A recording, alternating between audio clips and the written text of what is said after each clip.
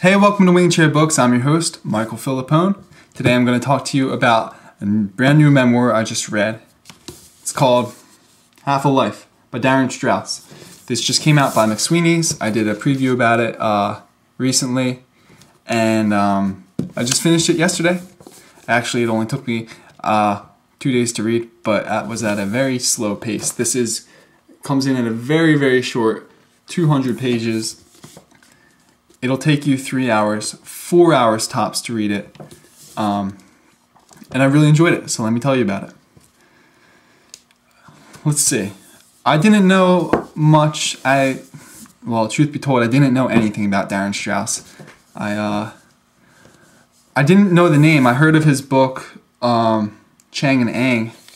Darin Strauss, this is his first nonfiction book.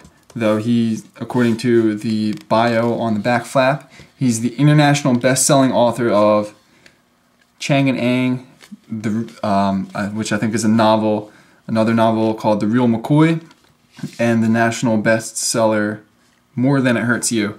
I haven't read any of them. It's totally unfamiliar to his writing, but this is his first memoir. Now, basically, what this memoir is about is when Darin Strauss was 18, he was driving his car. It was the May of his, I think it was his senior year of high school. And there was a young girl pedaling her bike on the road. And that girl was a classmate of his named Celine. And she pedaled in front of his car, and he hit her and killed her. The book, titled Half a Life, is about him living basically that happened half his life ago.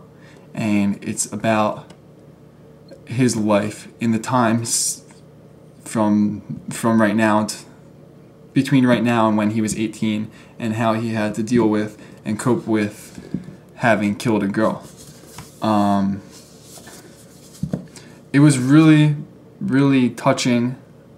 That probably seems obvious, but I felt like it was really. I don't really know how to talk about this without sounding really dumb or annoying. It was a really sad book.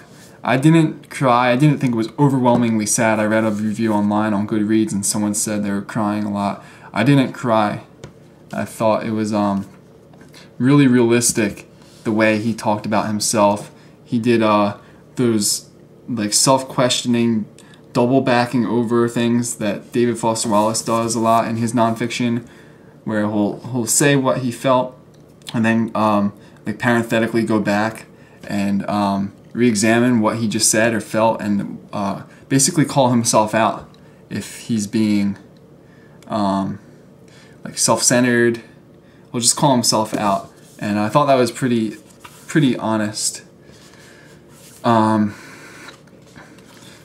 It had a lot of really short chapters, ranging from so that's probably you can't even see. All right, here you go. That's like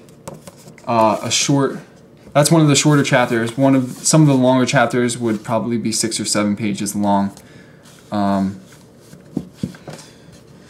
It's published by McSweeney's. Did I say that? It's I think it's one of their latest titles.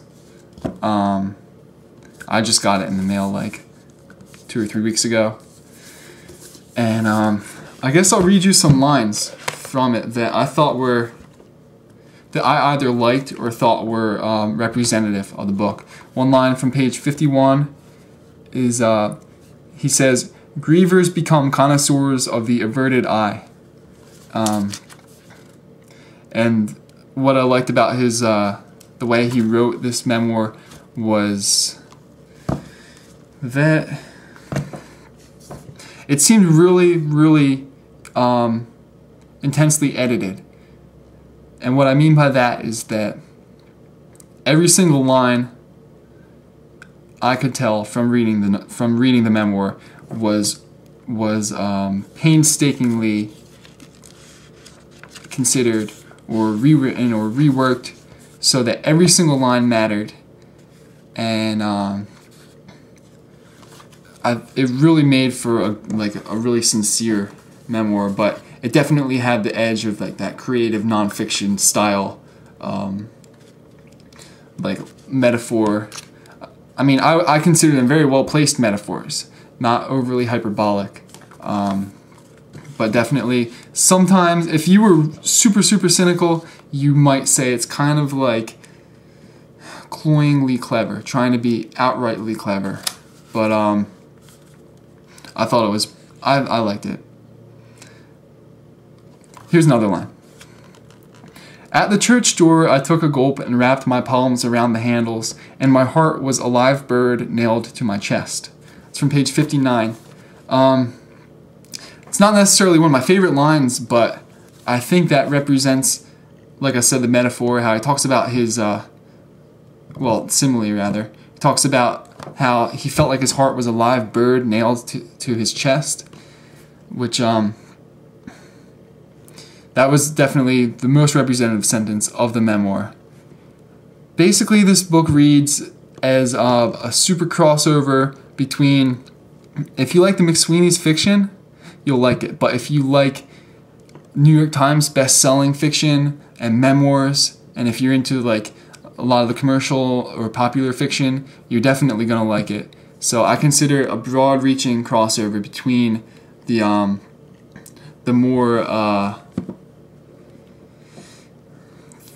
more popular stuff and the more quirky stuff. So here's the last line I'll read. This is from page 60, and he describes a man. I think it's the grandfather of the girl he killed. He says, "The man was frail and the body." I'm sorry, I'll start this over. "The man was frail with the body, slim hips, short, a big belly, of a schoolgirl 8 months into a mistake."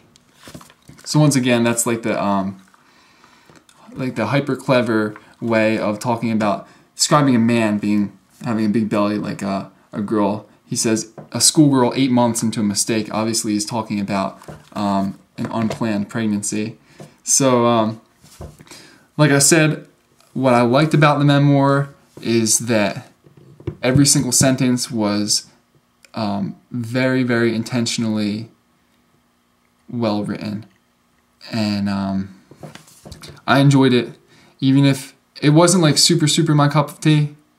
But I really did enjoy it. I'm really glad I read it. It only took a couple hours, and you should check it out. You might like it too. And if you read it, let me know what you thought in the comments, and I'll see you in my next review. Thanks.